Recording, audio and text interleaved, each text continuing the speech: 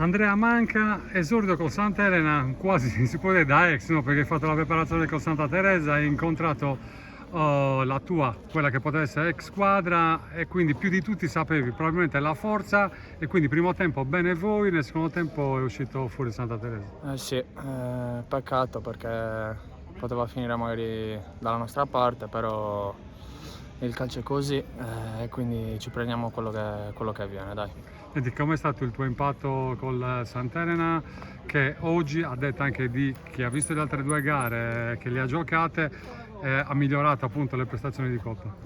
No, no, sì, credo che il quarto sia una buona squadra, c'è tanto da lavorare ancora, però secondo me ci toglieremo belle soddisfazioni. Come hai visto invece Santa Teresa, tanto conoscevi tutti di fatto. Santa Teresa è una bella società, composta da tanta brava gente, gli auguro il meglio. Come è successo qualcosa di particolare? Perché eri lì uno dei primi acquisti, poi dopo che è successo? Niente, sono voluto tornare vicino a casa solo per questo, è un po' troppo lontano. Certo. Senti, adesso incontrate il Buduso, un'altra matricola, comunque avete mosso la classifica, non avete preso gol, almeno i tuoi compagni, dopo quelli che avevano incassato in Coppa Italia, quindi dei miglioramenti ci sono stati.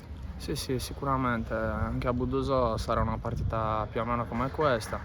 Speriamo di stare bene fisicamente e di andare a prendere i primi 3 punti. Senti Andrea, ti faccio fare un salto in avanti in Serie D, il Monastero ha vinto anche oggi 2-0, primo posto, 2 partite, 6 punti, sei stupito? No, non sono stupito perché Marcello lavora molto bene, anche l'Edu, e poi ho anche tanti miei ex compagni lì e sono tutti fortissimi e sono sicuro che anche loro si toglieranno belle soddisfazioni. Hai ancora vivo il ricordo della finale playoff con il rigore di Cocco che vi ha dato Beh, la Serie D? certo, sono bei ricordi. Speriamo che ci toglieremo soddisfazione anche Cosa quest'anno. ti aspetti invece tu personalmente da questa avventura al Sant'Elena? Solo di dare una mano perché mi stanno dando tanta fiducia. Ho avuto dei piccoli problemi fisici, però adesso sto recuperando. E giocando Spero. si Sì, sì, migliora. esattamente. Grazie Andrea, in bocca al lupo per la Grazie tua mille. giornata.